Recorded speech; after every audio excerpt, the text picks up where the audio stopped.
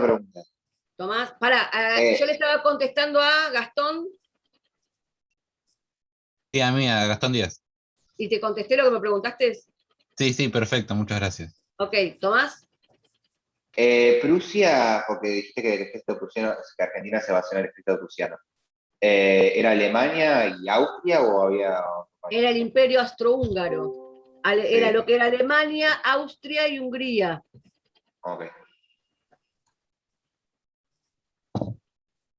Del Imperio Prusiano, que vivió en guerra permanente con Francia desde fines del siglo XIX hasta principios del siglo XX.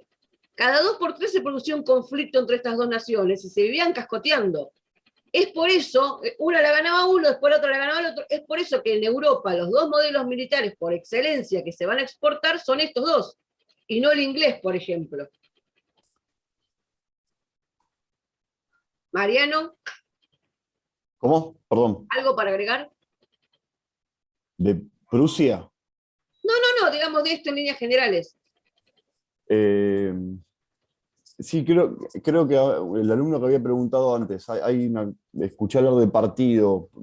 El fascismo fue partido, el Partido Nacional Fascista fue un partido como tal, fue el partido que creó Benito Mussolini, de los jóvenes fascistas, ¿no? Cuando luego comienza lo que sería su mandato, pero el populismo no existe un partido populista como tal, es un movimiento.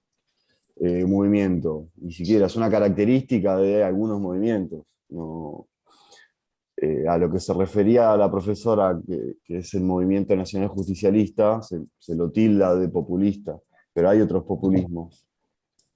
No es el único, yo no dije que fuera el único. No, pero aclaro la diferencia entre no hay partido, no existe, no hay un congreso. No es un partido político, no está constituido como tal. No. Después aparece un partido político que está representado en la ideología de ese movimiento social. Profe, yo fui, a lo que me refería era que en Argentina se lo vio representado por medio del peronismo. Así que nosotros lo vemos de una mala manera como el populismo es el partido peronista. Por ende, hice la deconstrucción de partido. En eso me equivoqué. A eso me refería, era el partido peronista. Ahí está. Una cosa es el partido justicialista, otra cosa es el movimiento peronista. ¿Está? Insisto en esto, surgen primero como movimientos políticos y después se institucionalizan como partidos políticos. No es lo mismo un movimiento que un partido. Otra de las características que tiene el populismo, dijimos, siguen líderes carismáticos, son movimientos más que partidos políticos, adhieren todos ellos a la doctrina social de la Iglesia. Perdón, otra pequeña cosita, Clara, que el alumno había dicho, Perón no fue a estudiar a Italia fascismo, no había una Va a escuela. hacer una preparación militar. No había una escuela musolinista para aprender cómo hacer. Es una composición un poco más compleja. Y aparte, realidad, cuidado con el término porque es peyorativo populismo y en realidad no debería serlo. en realidad va a ser una formación militar. Sí, por supuesto, es de carrera. Lo que pasa que los es militar militares de carrera. claro, lo que pasa es que los militares en Italia estaban todos enrolados dentro del fascismo de Mussolini. No esperes que si vas allá te enseñen otra cosa. Te van a formar como más adelante la Escuela de las Américas formó a los militares latinoamericanos en un proyecto político que tenía como finalidad defender a América del comunismo internacional.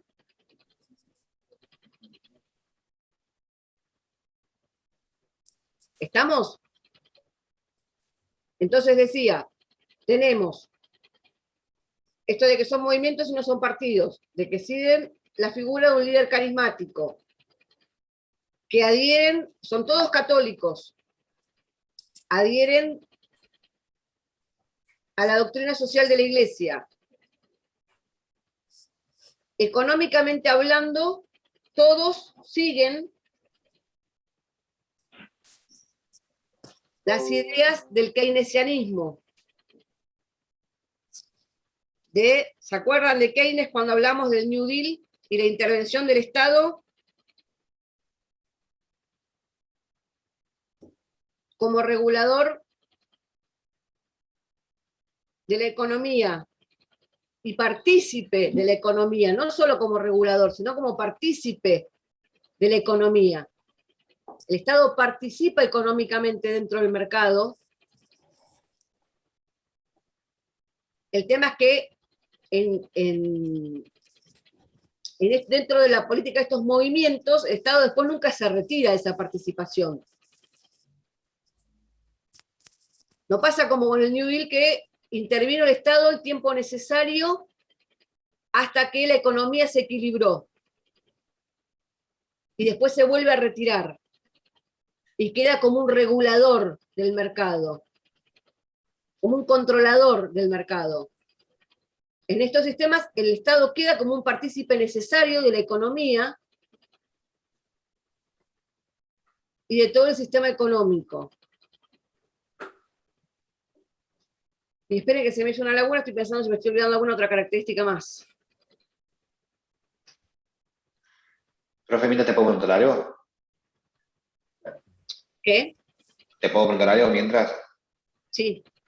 ¿El keynesianismo era, como hizo Estados Unidos, que era una intervención durante un tiempo, o la idea de Keynes era la intervención del Estado y después Estados Unidos la toma como No. en un tiempo? La idea de Keynes es la participación del Estado en la economía como un regulador del mercado, necesario para conseguir una situación económica más equilibrada y que fuera útil para todos, no solamente para el que aportaba el capital. Tampoco vamos a pensar que Keynes era comunista, no lo era, pero hablaba de una distribución y una participación del Estado en los beneficios y en el avance de la economía de un país, no solamente en el desarrollo, sino también la participación que tiene que ver con lo que se presupuestaba para salud, educación y todo lo demás.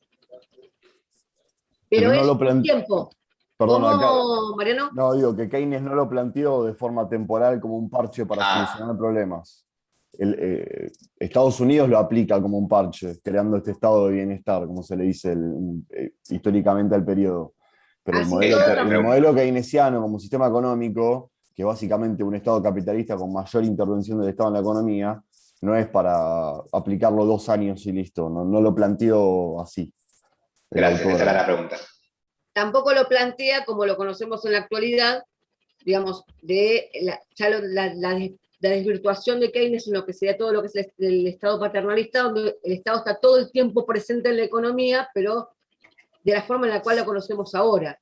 Está presente para regular determinadas cuestiones y equilibrar la economía en favor de todos, pero no en lo que ahora, digamos, lo voy a decir así nomás, los planes sociales, el mantenimiento de los planes sociales todo el tiempo, ahora el sostenimiento de la economía a través del Estado, la intervención en el mercado de la carne, esto está pasando con la carne ahora, no es así tampoco, porque tampoco lo plantea como una teoría que es aplicable a lo largo de toda la historia de un país y que se tiene que ejecutar desde un Estado benefactor que todo el tiempo está proveyendo a los ciudadanos.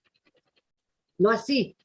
El Estado puede intervenir, debe regular políticas económicas, debe regular el mercado, está para eso. Desde mi punto de vista, corresponde que el Estado regule. El capitalista te va a decir que no, que el Estado se tiene que manejar, que la economía se maneja libremente. Yo digo, el Estado tiene la obligación de intervenir. Ahora, entre intervenir y participar de la economía y entre convertirse en el motor de esa economía de manera permanente, hay una enorme diferencia. Hay una enorme diferencia. Creo que no me estoy olvidando de ninguna de las características de los movimientos populistas. Y sí, bueno, todos tienen un origen ideológico muy cercano a los movimientos, al fascismo o al nazismo europeo. De hecho, se van a tomar cuestiones relacionadas con la propaganda, que son más nazis que fascistas.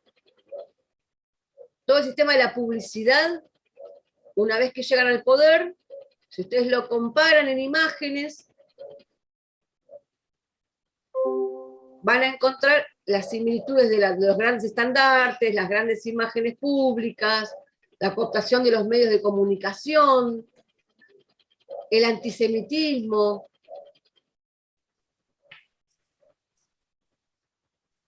Que se van a ir dando dentro de estos movimientos y cuando llegan al poder también una vez que ya están en el poder. A mí me gustaría tener más tiempo como para poder mostrarles imágenes de la publicidad de los actos o de los desfiles militares alemanes y los desfiles militares que se llevaban a cabo acá en Argentina. Como en el Luna Park, profe. Como el del Luna Park, pero el del Luna Park ya era un grupo nacional socialista argentino, nazista argentino, que llevó adelante un acto político exactamente igual a los que se hacían en la Alemania nazi en ese momento. Pero a su vez, eso era un sector. Desde el gobierno, cuando llegan al gobierno estos movimientos, ponen en práctica políticas publicitarias y culturales iguales a las de estos movimientos fascistas o nacionalsocialistas europeos. La cooptación de los textos de estudio y de los planes de estudio en las escuelas también tenía estas características. Ustedes son muy chiquitos, yo también, yo no había nacido, pero tengo en mi casa una edición de un libro de lectura de la primaria, o lo tenía, creo que ya no lo tengo más, creo que se lo llevó mi hermana ese texto. Que establecía, tengo cómo pasarlos, pero no sé si tengo tiempo. Porque mi hijo me dice, yo te selecciono las fotos y te las doy y vos las pasás, pero yo tengo cómo pasarlas, pero no tengo tiempo para pasárselas, capaz que por ahí cuando terminamos la clase sí se las puedo pasar. Mamá me mima, Evita me ama. Perón, el primer trabajador. Papá trabaja en la fábrica. Tu viejo labura en la fábrica, pero el que labura en realidad parece ser que es Perón. Tu mamá te cuida, pero la que te quiere es Evita. ¿Se entiende esto que estoy diciendo? Se necesita establecer la figura de estos líderes confiables, fuertes, dentro del imaginario social.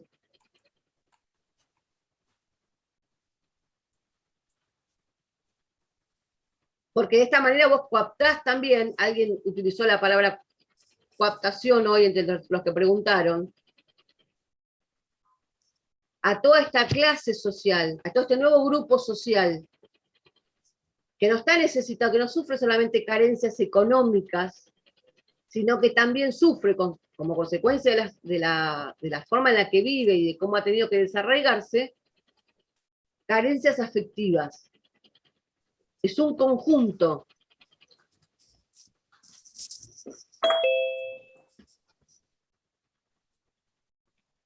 Es muy Tomás, común estás entre que escuchar, levantás la mano y no la levantás.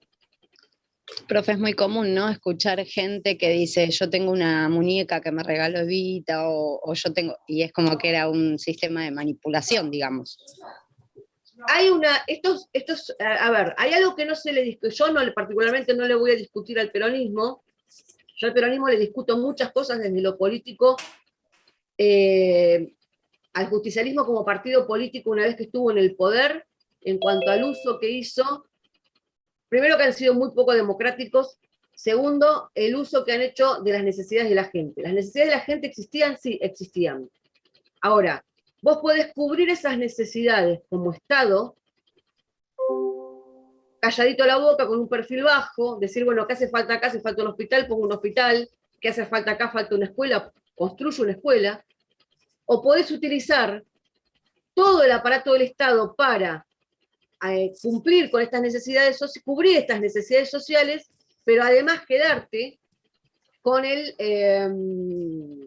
arrogarte el hecho de que vos lo hiciste. ¿Está? No es lo mismo. ¿El Estado tiene la obligación de cubrir las necesidades de los ciudadanos? Sí, tiene la obligación de cubrir las necesidades de todos sus ciudadanos. Ahora, hacer de eso un acto personal, eso es lo que es juzgable. Y esto lo hizo Getúlio Vargas en el Brasil, lo hizo Perón en la Argentina, lo hizo Lázaro Cárdenas en México. Y además de esto,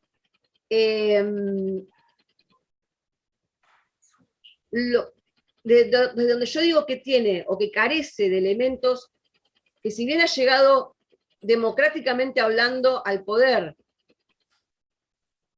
y ha establecido derechos sociales o ha recuperado derechos sociales que estaban vigentes en Argentina o que ya habían sido dictados en Argentina y habían quedado, habían sido anulados durante la década infame, pero a su vez también fueron grandes limitadores de las libertades políticas del resto de los ciudadanos. Y la necesidad de establecerse sin críticas opositoras, porque en realidad no las conciben directamente, es lo que hizo, entre otras cosas, a que se apoderaran de la mayoría de las radios de emisión nacional y provinciales y de los medios de comunicación. Y aquellos con los que no pudieron, vamos a un ejemplo del diario La Nación, por ejemplo, les redujeron la cantidad de papel que tenían para imprimir el periódico. Entonces el diario La Nación, que hoy se caracteriza por ser un diario que parece una sábana, tuvo que reducir el tamaño y por ende también reducir la cantidad de lo que estableces, de noticias que estableces adentro del periódico, para poder seguir imprimiendo con la cantidad de papel prensa que se le entregaba. Regularon para bien en algunos lados y regularon para mal en otros. Yo lo que discuto es el carácter antidemocrático que el peronismo tenía. No, y tiene. Profesora, ¿puede ser que todo esto... Espera, para Matías, porque Julieta tenía la mano levantada. Vamos a respetar que tenía la mano levantada ella primero. Decime, Julieta. A mí lo que me explicaron cuando me enseñaron peronismo fue que Perón y Evita lo que hacían era sentarse con la gente y charlaban. Vos que necesitabas, bueno, te lo doy para que trabajes, y si no trabajás como tenés que trabajar, te lo saco. Y no parece tan así ahora que me lo están explicando. Es bastante reduccionista el ejemplo. Digamos, primero que Evita sí tenía una cercanía muy grande con la gente y bastante contacto con la gente, Perón no tanto, pero llegaba a la gente a través de otros métodos o de otros sistemas. Los sindicatos es uno, ¿sí? Con los cuales podía llegar a la gente, aunque no lo hiciera de forma directa. Evita tenía un contacto más estrecho con la gente. De hecho, la Fundación Evita, o la Fundación Eva Perón, que era la que distribuía entre las familias más carenciadas para cubrir determinadas necesidades como ropa, no solamente fue lo único, ¿no? Es implementar proyectos como, por ejemplo, el de las costureras, entregarle las máquinas de coser a las mujeres para que tuvieran un empleo y demás, o para que pudieran manejarse económicamente, hace que ella estuviera más cerca de la gente que Perón, que el mismo Perón. Matías. Perdón que justo había interrumpido. Lo que le quería preguntar es que si de esta no se generaba un fenómeno político a los dirigentes. Se te corta el audio, Matías, no te terminé de escuchar todo. Perdón, ¿de esta manera no se genera un fanatismo hacia los políticos? Bueno, en este caso hacia Perón y Evita. Pero es que todos los movimientos fascistas y los movimientos nazistas buscan eso entre la gente, entre sus seguidores. No lo hace el peronismo exclusivamente. Nosotros hablamos de peronismo porque es lo que hubo en la Argentina, pero no lo hace el peronismo o no lo hace el Partido de los Trabajadores en Brasil exclusivamente. Es parte de la ideología fundante de estos movimientos políticos. A ver, en la Alemania nazi había algunos alemanes que estaban en contra de la forma en la que gobernaba Hitler, e incluso que estaban en contra de lo que estaba pasando con los judíos. Y había una enorme cantidad de alemanes que no tenían ni idea de lo que estaba pasando con los judíos y que apoyaban la ideología nazista porque había recuperado económicamente al país y les había dado empleo, seguridad económica y demás, hasta la guerra, por lo menos, ¿no? Y por ahí ni sabían lo que estaba pasando con los judíos, o no conocían de fondo la ideología antisemita del movimiento nacional socialista. ¿Se entiende lo que digo? Matías. Sí, profe, muchas gracias. Ok. ¿Qué más? Por otro lado, sí son los movimientos, estos movimientos, una vez que llegan al poder, son los que ponen en práctica el desarrollo industrial o la industrialización de algunos sectores.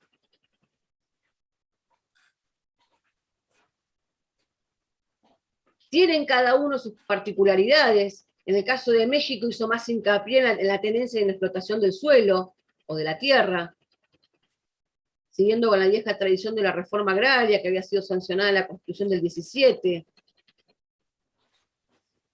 En el caso de Brasil es la explotación del petróleo.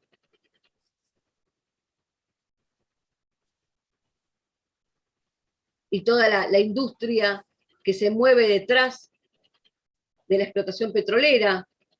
En el caso de la Argentina, se crea el Instituto de Desarrollo, el IAPI, pero se crea en pos de un proceso de industrialización.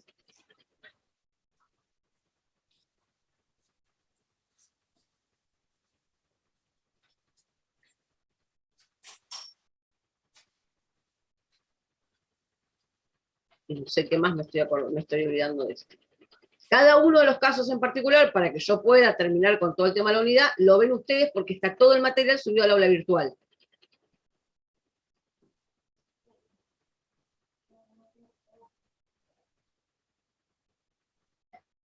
Ahora, en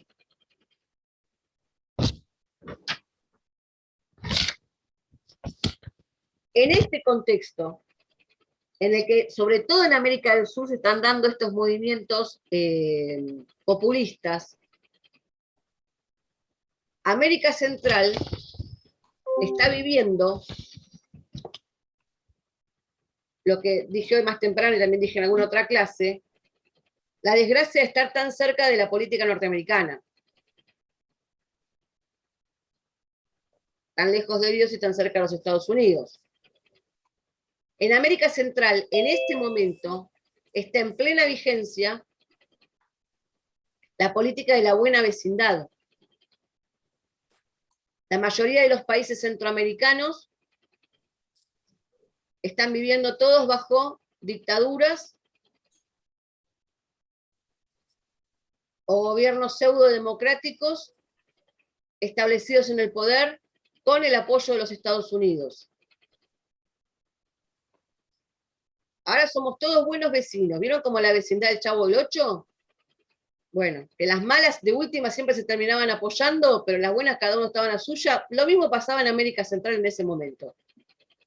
Pero todos los que están en el poder lo hacen con el aval de Norteamérica. Se había provocado el golpe de Estado en Nicaragua, por ejemplo, y había asumido el primero de los integrantes de la dinastía Somoza, que había sido elegido por Estados Unidos como comandante de la Guardia Nacional, comandante y jefe de la Guardia Nacional, que es el que después provoca el golpe de Estado y se establece en el poder. De la misma manera, en el resto de los países centroamericanos, se van a establecer gobiernos adictos a la política de los Estados Unidos.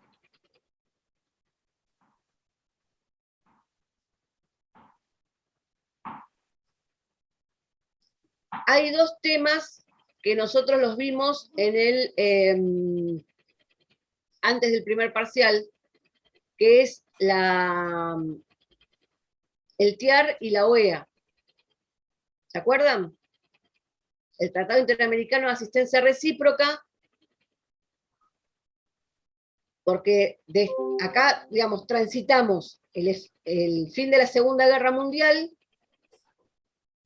la Guerra Fría, la división del mundo en dos, Ahora Estados Unidos, que era una potencia regional, a partir de la Segunda Guerra Mundial, se convierte en una potencia mundial, económica, política y militarmente hablando, que compite todo el tiempo con la Unión Soviética, que lo hacen a través de eventos bélicos de baja intensidad, como son los que se van a dar durante la Guerra Fría. Y en esta división del mundo en dos, a América Latina le queda, o América Latina queda, bajo la hegemonía directa de los Estados Unidos. Esto implica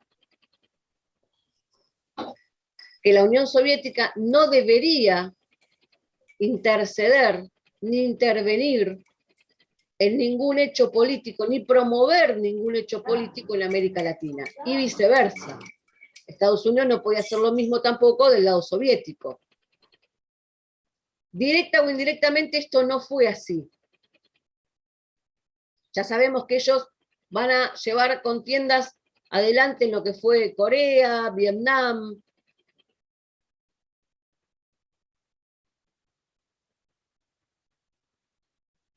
Para resguardar a América Latina del avance del comunismo, militarmente hablando, Estados Unidos firma con los países latinoamericanos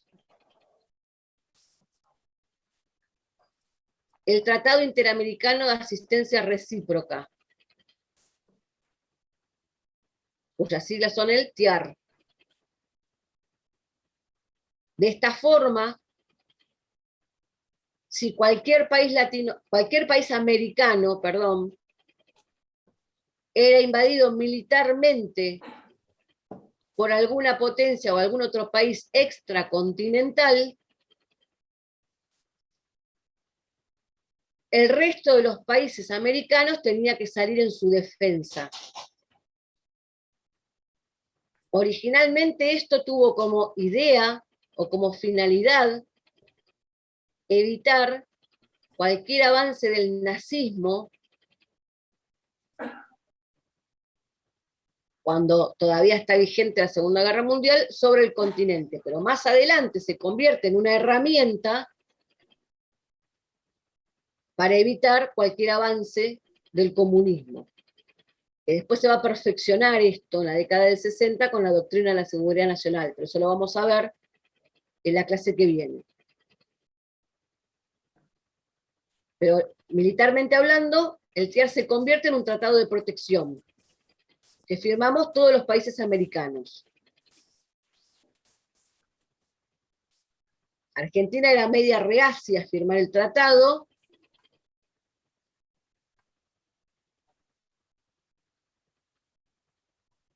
Se establece en una de las cláusulas que para poder ingresar al TIAR era necesario declararle la guerra al eje, y Argentina tenía en ese momento acuerdos comerciales con Alemania.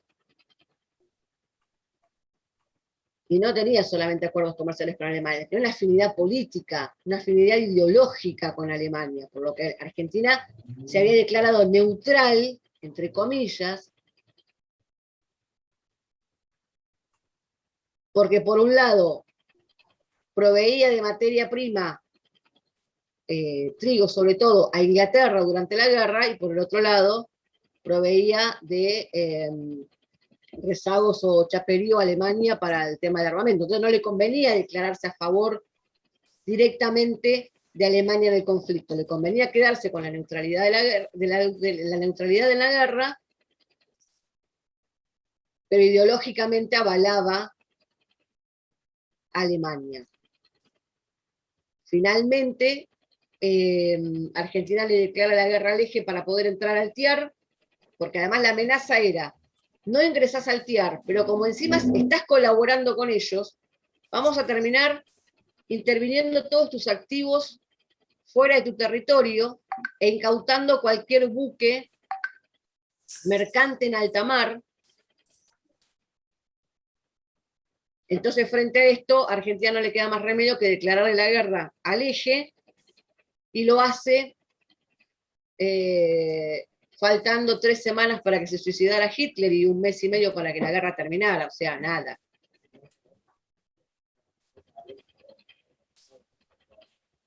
A ver, paren, vení. Vení, porque no escuché. No, dice que no está peinado, pero escúchenlo. Le prestaron los estadounidenses una flota de aviones bombarderos en caso de que... No te escuchan. Ahora, Estados Unidos y Brasil firman un pacto secreto donde a Brasil le prestan una flota de aviones bombarderos para bombardear Buenos Aires en caso de que nos alineáramos con el este, pero estaban ahí a disposición de cualquier eventualidad nuestra. Para que quede más claro. Porque de hecho Brasil juega a nivel internacional una política donde adhiere a los Estados Unidos. Tal es así que Brasil tenía, porque no creo que quede ninguno con vida, aunque bueno, puede ser, todavía pensionados de la Segunda Guerra Mundial por enviar combatientes a la guerra. Está bien que el uso que se hizo de los negros que participaron de Brasil en la guerra fue bastante discutible, porque los utilizan en zonas de invierno, nevado, y por más que los vistan de blanco, el negro es negro. Y los mandaban adelante. Y los alemanes desde los búnker, o los francotiradores, los podían visualizar. Entonces, cuando disparaban hacia los objetivos que eran visibles, que desgraciadamente eran los brasileños que iban adelante, los que venían atrás podían detectar dónde estaban los francotiradores o dónde estaba el búnker y bombardear directamente el búnker o atacar el sector de los francotiradores. Pero lo real es que Brasil tenía muchos, no pocos, excombatientes de la Segunda Guerra Mundial que estaban pensionados en Brasil. No sé si quedará alguno con vida todavía, pero aportó tropa a los aliados, cosa que solamente el otro país que hizo lo mismo creo que fue Honduras. En Centroamérica, el resto de los países latinoamericanos le declaran la guerra al eje, pero no participan del conflicto bélico. Profe. A México, me dice mi hijo. Mariano, pará, No. a ver. ¿Tomás? Eso. Brasil no había participado en el sur de Italia, no estaba con las tropas estadounidenses. Se te entrecortó el audio.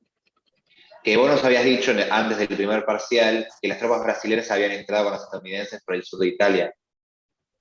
Bueno, por eso. ¿Y qué estoy diciendo ahora? Estoy hablando de Brasil. Y ahora mi hijo me dice también México. Que México también participó con tropas del conflicto. México entra en la Segunda Guerra Mundial por la guerra de los marinos y los fusiles alemanes. Estados Unidos. No quiere dar la cara.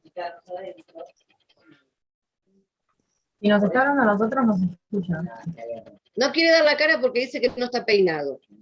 Pero él me dice ahora que México entra en el conflicto justamente por la digamos, el combate libre de submarinos que hubo en el transcurso de la Segunda Guerra Mundial, para resumir lo que me dijo él. Bien, y la otra es la Organización de Estados Americanos, la OEA. La OEA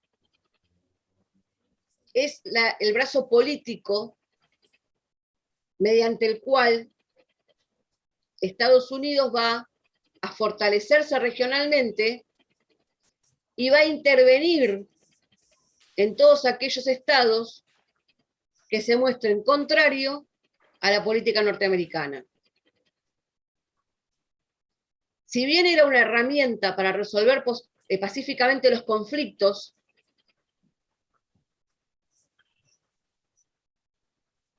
una herramienta a la cual en principio ellos se resistieron, porque tenían miedo que si después de lo que había pasado en varias conferencias panamericanas y la actitud que habían tomado algunos países, como la Argentina, de enfrentarlos a ellos por las invasiones en Centroamérica, o por las intervenciones militares en Centroamérica, temían que en la OEA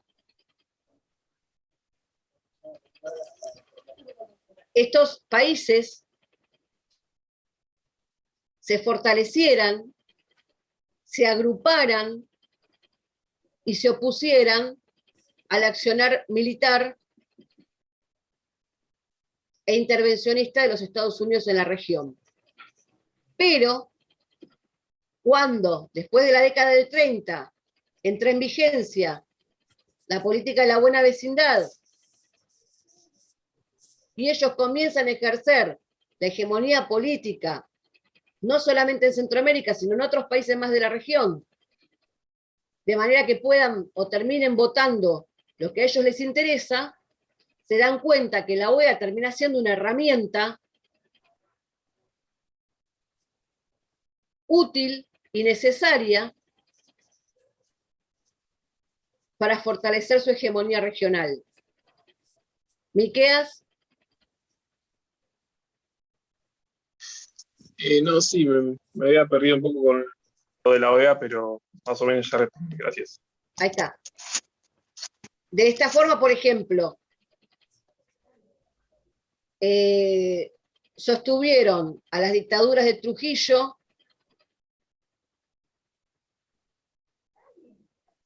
avalaron y apoyaron la dictadura de los Somoza,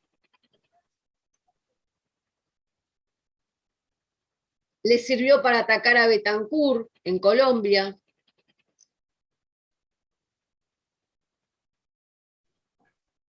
Y países como la Argentina, que habían tenido durante varios gobiernos actitudes en contra o declaraciones en contra del intervencionismo de los Estados Unidos, nunca pudieron hacer fuerza suficiente en el organismo, aunque hubieran dejado sentada una expresión contraria al avance norteamericano. Con lo que termina siendo la OEA un organismo funcional a la política hegemónica de los Estados Unidos. ¿Quieren que hagamos un recreo? Dardo dice, ¿hacemos un recreo de 10 minutos? Sí. Pues queda Sí, por favor. su desarrollo. Dale, para profe. desarrollo. ¿Cómo? Muy bien, sí. Bueno, 10 minutos. Por favor. Calentamos el agua, el mate y volvemos.